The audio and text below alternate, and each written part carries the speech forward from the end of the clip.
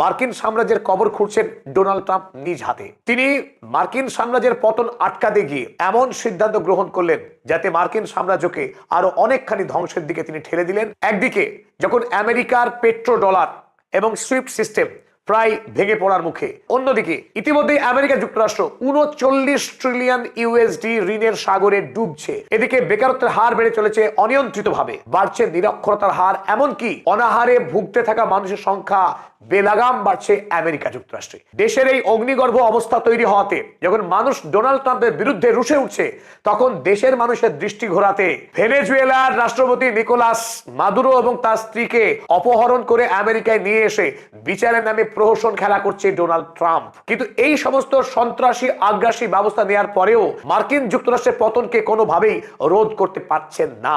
আজকের এই নিবেদনে আমরা তুলে ধরবো চীনের কাছে কিভাবে আমেরিকা যুক্তরাষ্ট্র পরাস্ত হচ্ছে, বলা ভালো গো হারা হচ্ছে।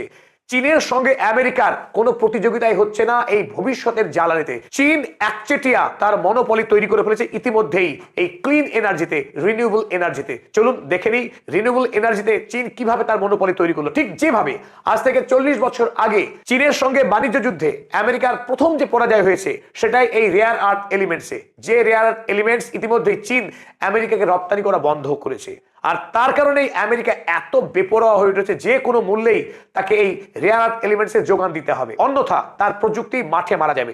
তার সেনাবাহিনী যতই শক্তিশালী হোক না কেন, অস্ত্র ছাড়া মার্কিন সেনা, সে ডেল্টা ফোর্সই হোক আর যে ফোর্সই হোক, বেশি দিন শক্তিশালী থাকতে পারে না। আর এই ক্ষেত্রেই চীন নীরবে তার বিপ্লব ঘটিয়েছে।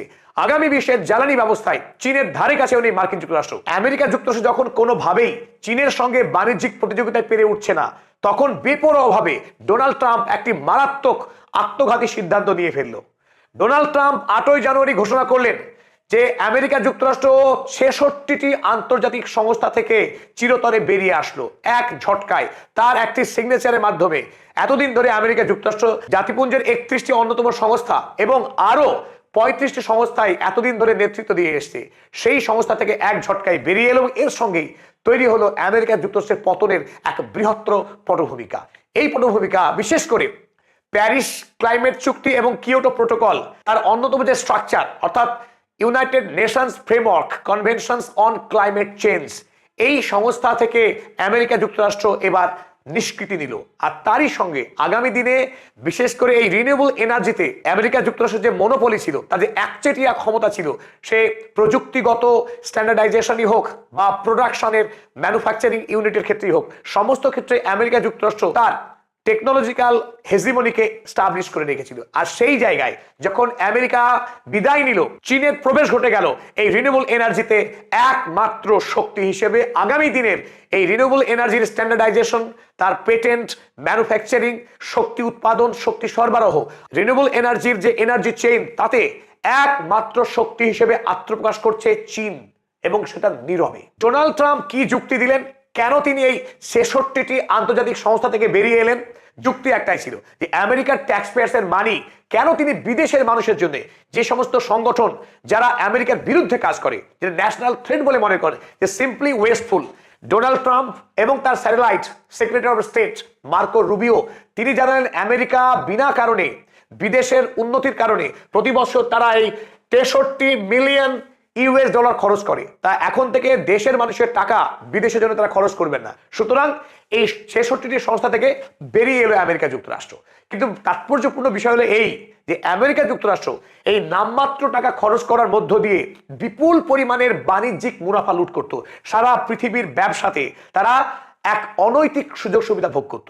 আমরা যদি একটা ছোট্ট পরিসংখ্যান দেখি, তারা 1 মিলিয়ন ইউএসডি ইনভেস্ট করে এই আন্তর্জাতিক সংস্থাগুলোকে তারা বিপুল পরিমাণের তারা যে মুনাফা লাভ করত, তার একটা নজির হচ্ছে সরাসরি তারা 10.5 মিলিয়ন ইউএসডি তারা লাভ করতো ব্যবসা করে সরাসরি। ইনডাইরেক্ট বেনিফিট ছিল সীমাহীন, সেগুলো আমরা জানবো। যে বর্তমান পৃথিবীতে যখন একদিকে জীবাশ্ম জ্বালানির ব্যবহারের ফলে পৃথিবীর পরিবেশ ক্রমশ দূষিত হয়ে উঠছে, ভারাক্রান্ত হয়ে উঠছে, পৃথিবীর গড় উষ্ণতা বেড়ে চলেছে, বাড়ছে সামুদ্রিক জলস্তর, ইতিমধ্যে অসংখ্য দ্বীপ চিরতরে সমুদ্রের তলায় নিমজ্জিত হয়েছে। এই যে ভয়াবহ আমরা বিপদের মুখে দাঁড়িয়ে আছি, এই জায়গায় কিয়োটো প্রোটোকল হোক বা প্যারিস ক্লাইমেট কনক্লেভ হোক, প্রতিটা ক্ষেত্রে একটাই দাবি উঠছে, আগামী দিনে এই ফসিল ফিউয়েলের ব্যবহার কমাতে হবে এবং এর জায়গায় বাড়াতে হবে রিনিউয়েবল এনার্জি, অর্থাৎ অপ্রচলিত শক্তির ব্যবহার বিপুল পরিমাণে বাড়াতে হবে। আর এই যে প্রোটোকলগুলো তৈরি করা, আগামী দিনে যে স্ট্যান্ডার্ড সেট করা, সেই ক্ষেত্রে আমেরিকা যুক্তরাষ্ট্র যেহেতু এতদিন এই এতগুলো সংস্থার মাথায় ছিল, UN framework conventions on climate change এর মাথায় থাকার ফলে এতদিন তারা বিশ্বব্যাপী এই রিনিউয়েবল এনার্জির প্রোডাকশন তার পেটেন্টিং এ কাজ করতে হয়। ফলে 2025 সালে কেবলমাত্র রিনিউয়েবল এনার্জি সেক্টরে 2.2 ট্রিলিয়ন ইউএসডি বিনিয়োগ হয়েছে। সেই বিনিয়োগে আমেরিকার প্রভাব ছিল তর্কাতীতভাবে, এবং প্রতি বছর আমেরিকা গড়ে প্রায় 865 বিলিয়ন, প্রায় 1 ট্রিলিয়ন টাকা তারা বাণিজ্য করে মুনাফা লুটতো সরাসরি। ডোনাল্ড ট্রাম্পের এই হঠকারী সিদ্ধান্তের ফলে আমেরিকার কাছ থেকে এই সুযোগ হাতছাড়া হয়ে গেল চিরতরে। আর এই সুযোগ গিয়ে উঠলো এবার চীনের ঘরে। চীন ইতিমধ্যেই রিনিউয়েবল এনার্জি প্রোডাকশনে তারা পৃথিবীর নাম্বার 1, নাম্বার 2, নাম্বার 3 কেউ নেই। চীনই ফার্স্ট, তার দ্বিতীয় কেউ নেই। কিন্তু পেটেন্টিংটা এতদিন ছিল আমেরিকার হাতে, আমেরিকা এই সুযোগটা ভোগ করত। কিন্তু ডোনাল্ড ট্রাম্পের অদূরদর্শিতা, আহাম্মকি, কারণ তিনি গোটা পৃথিবীর কাছে ইতিমধ্যেই শয়তান রূপে প্রতীয়মান হয়েছেন। কারণ তিনি দেখিয়েছেন কি অন্যায় কায়দায় বিদেশকে আক্রমণ করে ধ্বংস করে গুড়িয়ে দেওয়া যায়। কারণ তিনি ঘোষণা করেছেন যে তিনি সংবিধান মানেন না, আন্তর্জাতিক আইন মানেন না। তার বিবেক নাকি পৃথিবীর সব থেকে একেবারে পরকাষ্ঠা। তার বিবেক যা বলে তিনি তাই করেন, বিবেকের আইনে তিনি চলেন এই ডোনাল্ড ট্রাম্প। ফলে গোটা আমেরিকাকে তিনি এখন খাদের কিনারা এনে দাঁড় করিয়েছেন। মেক আমেরিকা গ্রেট এগেইন এই স্লোগান দিয়ে আসলে তিনি make China the world's largest economy সেই পথেই তিনি হাঁটছেন। কেন আমরা এই দাবি করছি, পরের স্লাইডে গেলে এই বিষয়টা আমাদের কাছে আরো পরিষ্কার হয়ে উঠবে। অপ্রচলিত শক্তি নিরিখে পৃথিবীতে ইতিমধ্যেই যার ব্যবহার সর্বাধিক তা হলো সোলার পাওয়ার, সূর্যালোককে কাজে লাগিয়ে শক্তি উৎপাদন করা। আর সেই ক্ষেত্রে চায়না পৃথিবীর সমস্ত রাষ্ট্রকে ছাপিয়ে 1 নম্বর জায়গা দখল করেছে। সোলার প্লেট নির্মাণের ক্ষেত্রে চায়নার ধারে কাছে কেউ নেই। আমেরিকা তো কোন সার, আমেরিকা ইতিমধ্যেই সারা পৃথিবীতে যত সোলার প্লেট নির্মাণ হয় তার মধ্যে 77.8% চায়না নিজে একাই করে। সেখানে আমেরিকা যুক্তরাষ্ট্র মাত্র 1.9% উৎপাদন করে। 2 নম্বরে আছে ভিয়েতনাম 6.4 এবং মালয়েশিয়া 2.8%। তাই আমেরিকা যুক্তরাষ্ট্র ভবিষ্যতে জ্বালানির যে প্রথম হাতিয়ার সোলার প্লেট এবং সোলার পাওয়ার জেনারেশন, এই ক্ষেত্রে চীনের কাছে দারুণভাবে পর্যুদস্ত হয়েছে, পরাস্ত হয়েছে। তাই সোলার প্লেট নির্মাণের ক্ষেত্রে সবচেয়ে বেশি যার প্রয়োজন রেয়ার আর্থ মিনারেলস, অর্থাৎ বিরল খনিজ উপাদান। আর সেই বিরল খনিজ উপাদানের 92% মালিকানা নিয়ে বসে আছে চীন। তাই আমেরিকা আগামী দিনে পাল্লা দিয়ে চীনকে হারিয়ে যাবে, টপকে যাবে মিলিটারি শক্তি দিয়ে, এসব রূপকথার গল্প। চীনের কাছে আমেরিকার কোনোভাবেই সোলার পাওয়ার প্রোডাকশনে কোনোভাবেই পেরে ওঠা সম্ভব নয়। চলুন আরো একটি গুরুত্বপূর্ণ বিষয়, যে সোলার প্লেট এখন তৈরি হয় সেই সোলার প্লেটে চায়না 1 নম্বর। আগামীতে নেক্সট জেনারেশন সোলার প্লেট নির্মাণের ক্ষেত্রে চায়না এখন আরো এগিয়ে। তারা ইতিমধ্যেই 94.9% অর্থাৎ 95% দখলে রয়েছে চায়নার একার।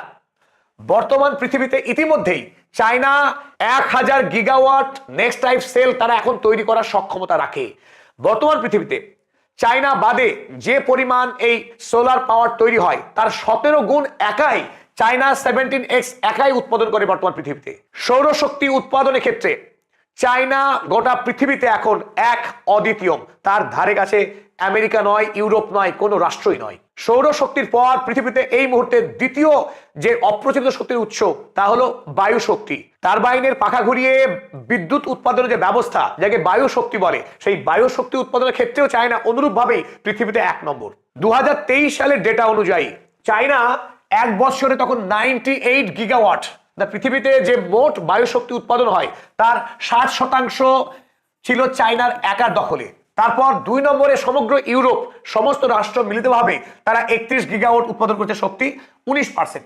সেখানে আমেরিকা যুক্তরাষ্ট্র, ইউনাইটেড স্টেটস মাত্র 9%। অর্থাৎ আমেরিকা যুক্তরাষ্ট্র 2023 সালে তারা 15 গিগাওয়াট তারা উইন্ড পাওয়ার থেকে জেনারেশন করতে পেরেছিল। চায়না যেখানে 98 গিগাওয়াট তৈরি করছে, সেখানে আমেরিকা যুক্তরাষ্ট্র মাত্র 15 গিগাওয়াট। এই সীমাহীন ব্যবধান ইতিমধ্যেই তৈরি হয়ে গেছে চায়না এবং আমেরিকার মধ্যে। অপ্রচলিত শক্তির ক্ষেত্রে তৃতীয় বৃহত্তম উৎস হলো ব্যাটারি শক্তি। আর এই ব্যাটারি প্রস্তুতের ক্ষেত্রে চায়না অনুরূপভাবেই পৃথিবীতে 1 নম্বর শক্তি। তার অন্যতম উদাহরণ আমরা জানি যে ইলেকট্রিক্যাল ভেহিকেল প্রস্তুতিতে এবং সারা পৃথিবীতে রপ্তানিতে এখন চায়না 1 নম্বর শক্তি। তাই কেবলমাত্র ইলেকট্রিক্যাল ভেহিকেল না, অন্যান্য ক্ষেত্রেও এই ব্যাটারির শক্তি এখন প্রয়োগ হচ্ছে সারা পৃথিবীতে। আর গোটা পৃথিবীতে এই লিথিয়াম ব্যাটারি তৈরির ক্ষেত্রে, তার প্রযুক্তির ক্ষেত্রে চায়না 1 নম্বর। চলুন আমরা দেখে নিই বর্তমানে গ্রাফটা কোন জায়গায় দাঁড়িয়ে পৃথিবী। বর্তমান পৃথিবীতে চায়না একা 72.14% মার্কেটকে ডমিনেট করে, বাকি পৃথিবী রইল পড়ে ওই মাত্র 28%। চায়না যেখানে ইতিমধ্যেই গোটা পৃথিবীকে পেছনে ফেলেছে এই ব্যাটারি শক্তি এবং তার বিস্তারের ক্ষেত্রে, কিন্তু কতখানি দূরদর্শিতা দেখাচ্ছে এই শি জিনপিং সরকার। তারা বর্তমানে প্রতি বছর ধারাবাহিকভাবে এই ব্যাটারি শক্তি উৎপাদনের ক্ষেত্রে তারা বিনিয়োগ তারা বাড়িয়ে চলেছে। আগামীতে যাতে তারা কোনোভাবেই এই অপ্রচলিত শক্তি উৎপাদনের ক্ষেত্রে তাদের যেন কোনো কম্প্রোমাইজ না করতে হয়, কোনো রাষ্ট্র তাদেরকে যেন পেছনে ফেলতে না পারে, তার জন্য তারা এবছরেও সারা পৃথিবীতে যে পরিমাণ বিনিয়োগ হয়েছে, চায়না একা তার 71% বিনিয়োগ করেছে একা নিজে। দ্বিতীয় হচ্ছে ইউনাইটেড স্টেটস, তারা 12% টাকা ইনভেস্ট করেছে এই ব্যাটারি পাওয়ারের ক্ষেত্রে। কি কারণে ইলন মাস্কের টেসলা এখন বিওয়াইডির কাছে মাঠে মারা যাচ্ছে? কারণ শি জিনপিং এর দেশ 71% বিনিয়োগ করছে বছরে এই লিথিয়াম শক্তি উৎপাদনের ক্ষেত্রে, সেখানে আমেরিকা মাত্র 12%। ডোনাল্ড ট্রাম্প যতই তার হুমকি দেখ সামরিক ক্ষেত্রে তারা পৃথিবীর এক নম্বর মিলিটারি পাওয়ার বলে চিৎকার করতে পারে, তাতে পৃথিবীর কিছু এসে যায় না। চায়নার তো কিছু এসে যায় না, কারণ চায়না জানে কিভাবে প্রযুক্তিকে, বিজ্ঞানে কিভাবে শক্তিতে এগিয়ে যেতে হয়। রোবোটিক্সের ক্ষেত্রে, এআই এর ক্ষেত্রে পৃথিবীর 50% অধিক বিজ্ঞানী চায়নাতে।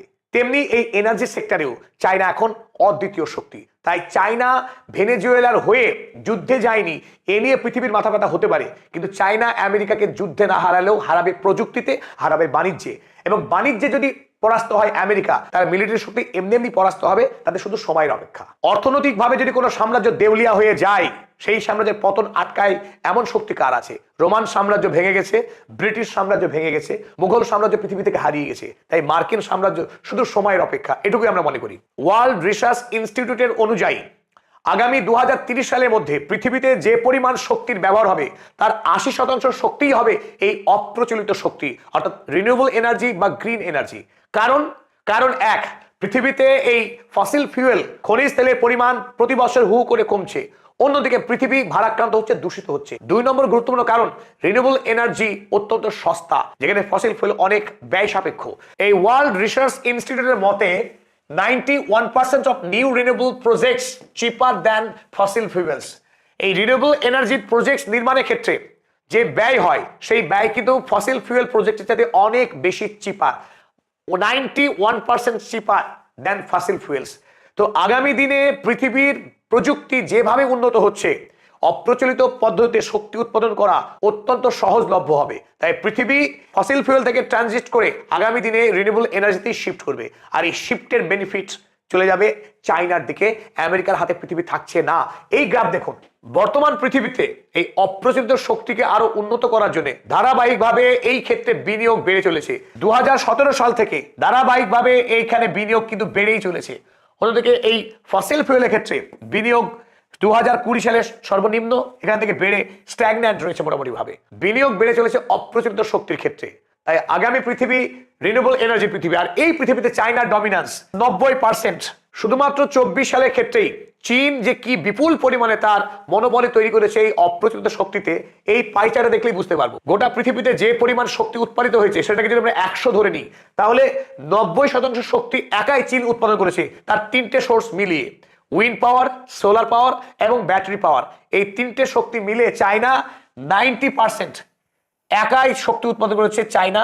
সেখানে বাকি পৃথিবী অর্থাৎ আমেরিকা, ইউরোপ, এশিয়া, আফ্রিকা সবাই মিলে, চীন বাদ দিয়ে বাকিরা সবাই 10% উৎপাদন করেছে, আর চীন একাই করেছে সেখানে 90%।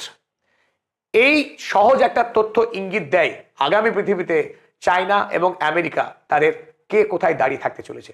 পৃথিবীতে শক্তি ঠিক করে সাম্রাজ্যের ভবিষ্যৎ। শক্তির নিরিখে আমেরিকা চীনের কাছে হেরে যাবে, তাতে কোনো সন্দেহ নেই। তারপরেও বলা যায় যে আমেরিকার কাছে এখন বিপুল পরিমাণে খনিজ তেলের মজুত রয়েছে, তাই তার সাম্রাজ্য এখনই হুড়মুড় করে ভেঙে পড়বে না। আপনাদের সঙ্গে আমরাও একমত। কিন্তু আমেরিকা ইতিমধ্যেই যে মহা সংকটের মধ্যে রয়েছে, তার দেশের বেকারত্বের হার বেড়ে যাওয়া। আমেরিকা সেখানকার মানুষকে কাজ দিতে পারছে না, মানুষ প্রতিদিন দরিদ্র হচ্ছে, প্রতিদিন তারা নতুন নতুন সামাজিক সংকটের সম্মুখীন হচ্ছে। আমেরিকাতে বর্তমানে এই এনার্জি সেক্টরে প্রায় 3.5 মিলিয়ন অর্থাৎ 35 লক্ষ মানুষ কাজ করে এই রিনিউয়েবল এনার্জি সেক্টরে। যখন আমেরিকা যুক্তরাষ্ট্র এই ইউএনএফসিসিসি থেকে বেরিয়ে আসছে, সেটা চীনের হাতে যাবে অবধারিতভাবে। তাহলে আমেরিকা তার পেটেন্ট তৈরির ক্ষমতা, স্ট্যান্ডার্ডাইজেশনের পাওয়ার পুরোপুরি হারাবে। তাই এই সেক্টরে যে 35 লক্ষ মানুষ চাকরি করে আমেরিকায়, তাদের চাকরি কিন্তু আগামী দিনে মারাত্মকভাবে প্রভাবিত হবে, ক্ষতিগ্রস্ত হবে।